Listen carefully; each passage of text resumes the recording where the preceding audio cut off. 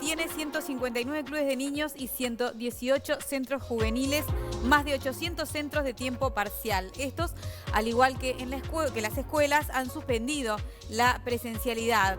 Además, otro tema muy a propósito de estos centros es que hay denuncias de que en los CAIF se entregaron varias viandas en mal estado, entre unas cuantas cosas que nosotros teníamos ganas de charlar esta tarde con el presidente de INAU, Pablo Abdala, a quien le damos las muy buenas tardes.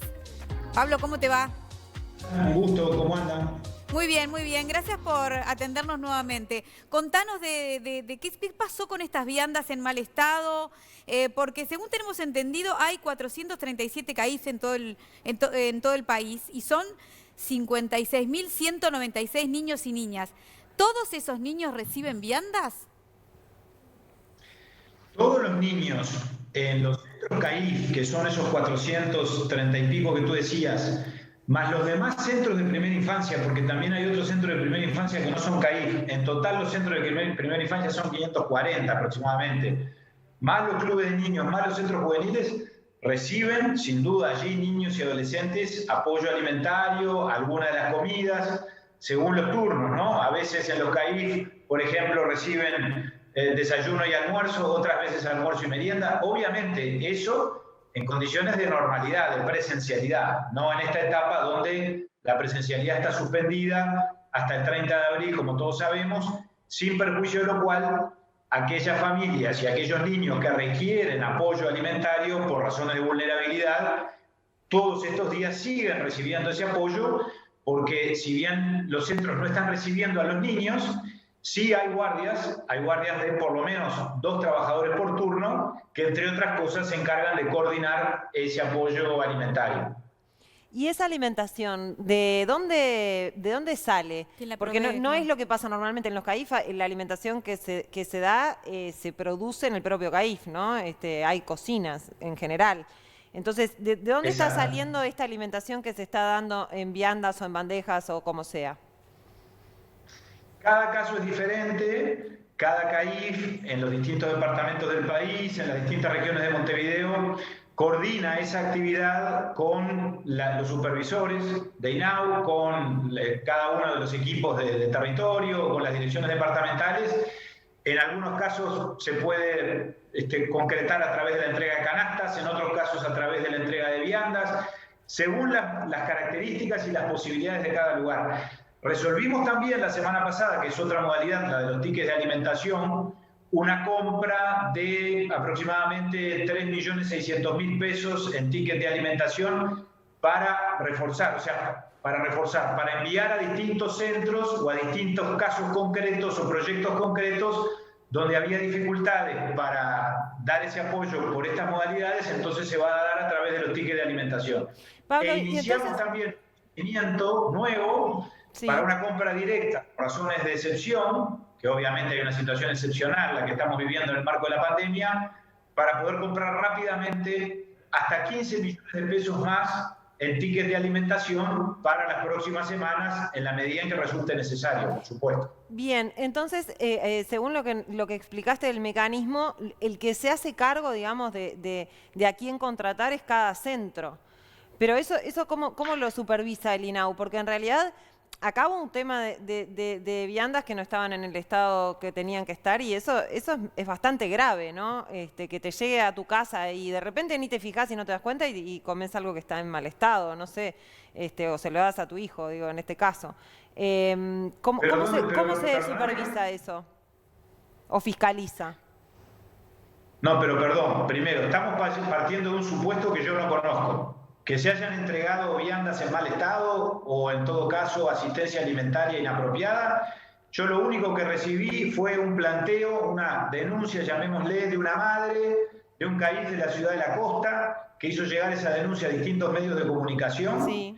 Por supuesto que pedimos información inmediatamente. Los informes fueron todos categóricos en el sentido de desmentir esa realidad.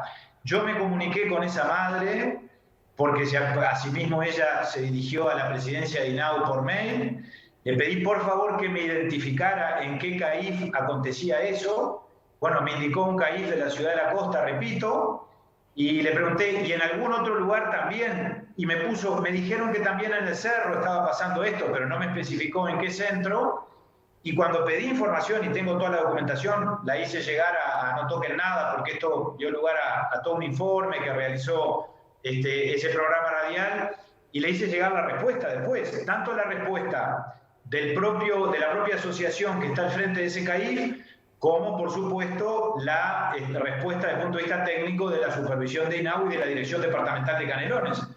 En el sentido de que ahí no había, digamos, ninguna dificultad con la comida, ni con la cantidad, ni con la calidad. No está viendo entonces ubicaban perfectamente a ese niño, sí. Pero si ese es el caso, allí por lo pronto fue totalmente desmentida esa denuncia. No quiere decir que no pueda pasar algo en algún lado, porque estamos hablando de más de 800 centros en todo el país. Por supuesto que puede haber alguna dificultad en algún proyecto concreto, en algún lugar del Uruguay. Si eso pasa, bueno, obviamente nos ocupamos de analizar la situación y de intervenir si fuera necesario, pero no han tenido más denuncias ni nada, y esa además se desestimó. O sea, se desestimó con pruebas, digamos, de que no había sido así. Bien.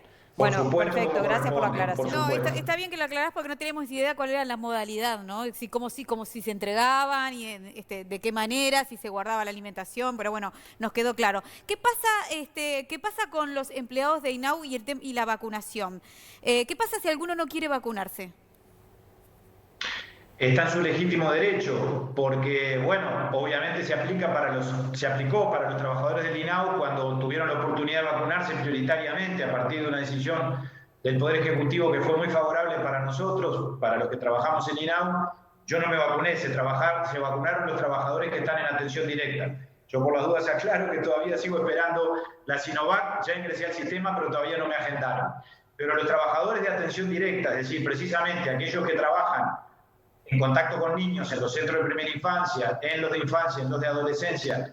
Bueno, esos trabajadores, educadores, psicólogos, asistentes sociales, tuvieron la oportunidad de vacunarse prioritariamente. El que no quiso hacerlo no lo hizo. Yo creo que era una oportunidad que había que aprovechar y tengo la convicción de que la enorme mayoría de los trabajadores de INAU la aprovecharon. No en beneficio personal, en beneficio, por supuesto, de la atención y de la continuidad de la atención en el INAU, que ese era el sentido de darle a esos trabajadores la prioridad. ¿Por qué razón? Creo que lo hablamos la otra vez con ustedes. Cuando aparece un caso positivo en un centro de INAU, eso genera una enorme distorsión. En un CAIF obliga a cerrar el CAIF, porque hay que desinfectar, los trabajadores pasan a cuarentena, por lo tanto eso genera dificultades. En un centro de 24 horas es todavía más grave, porque allí estamos hablando de las residencias donde los chicos viven las 24 horas del día. Por lo tanto, si aparece un caso positivo, hay que hay protocolos previstos para practicar el aislamiento, si se trata de un niño o si se trata de un trabajador que obviamente se va a pasar la enfermedad a su casa, pero eso es lo que genera también en la cuarentena de todo un turno, de pronto. Claro. Hay que reorganizar los equipos, hemos tenido que incorporar personal de manera eventual, hemos tenido que traer trabajadores de otras áreas de INAU para que den una mano en esas áreas de tiempo completo. Entonces, para solucionar esas dificultades y para darle garantía, repito, a la sostenibilidad de la atención, fue muy importante tener la posibilidad de vacunarnos prioritariamente. Cuando hablo en plural, repito, me refiero a los trabajadores de INAU que se pudieron vacunar. Bueno, ¿qué pasa con los centros que no son presenciales? Porque tienen como un rol más social que educativo a veces, ¿no? ¿Están haciendo cosas online? ¿Hay gente? ¿Cómo se está trabajando? Efectivamente, lo que yo te decía recién del apoyo alimentario que se mantiene, también se mantiene a partir de esos equipos, de esas guardias de 2 trabajadores por turno, la atención de todas las situaciones de emergencia, el contacto con las familias. Voy a poner un ejemplo muy concreto. Un niño chiquito que va a un CAIF, que es un centro de primera infancia, o un niño un poquito más grande que va a un club de niños, o un adolescente a un centro juvenil, por más que no esté asistiendo en estos días hasta el 30 de abril a esos centros, estos equipos mantienen contacto con sus familias, hacen un seguimiento a distancia, por supuesto, a través de la tecnología, cuando es necesario porque hay una situación más compleja de pronto, por supuesto que lo hacen presencialmente, y en términos generales lo que se procura es, digamos, tener un sistema preparado para actuar ante la emergencia. Los casos de violencia no se detienen. La violencia contra los niños es muy importante, lamentablemente. Dentro de pocos días, el día 23 de abril, se van a presentar las cifras correspondientes al año 2020 y ya les adelanto que las cifras indican un incremento muy significativo de una realidad que se viene complicando en el Uruguay desde antes de la pandemia. Esto no es que lo trajo la pandemia, capaz que la pandemia lo agravó en algún sentido. Por lo tanto, esos casos de violencia obviamente que requieren una actuación temprana e inmediata, esa atención se sigue realizando y esa actividad se mantiene y esos alertas siguen funcionando porque obviamente sería muy trágico, muy grave que no estuvieran previstos y que no estuvieran disponibles. Bien, Pablo, hablando de la violencia, en este caso el INAU mismo hizo una denuncia en el Poder Judicial, una denuncia judicial de abuso sexual a un menor, de otros menores a un menor, ¿no? ¿Qué pasó con esta denuncia? ¿Es algo que se supo hace muy poquito? ¿Qué fue lo que pasó en ese hogar, en el hogar Capurro? Y bueno, ¿y cómo se sigue con este tema, no? Bueno, fue un episodio muy lamentable, muy desgraciado, muy grave, que aconteció la semana pasada y que, por supuesto, INAU, el equipo del hogar Capurro denunció inmediatamente, primero la policía que intervino, después, por supuesto, tomó cartas en el asunto el fiscal y la jueza de familia especializada, que es lo que corresponde por razones de competencia. Se aplicaron todos los protocolos. Este niño, adolescente de 15 años, que fue la víctima, fue inmediatamente asistido por la emergencia, después se lo hospitalizó en el Hospital Maciel. Por suerte, el resultado fue que no quedaron secuelas ni lesiones de esa gravísima agresión que sufrió, muy grave, y ahora está actuando la justicia, efectivamente, y veremos cuál es la resolución final. La fiscal de adolescentes es la que tiene el tema a su cargo, por razones de competencia también.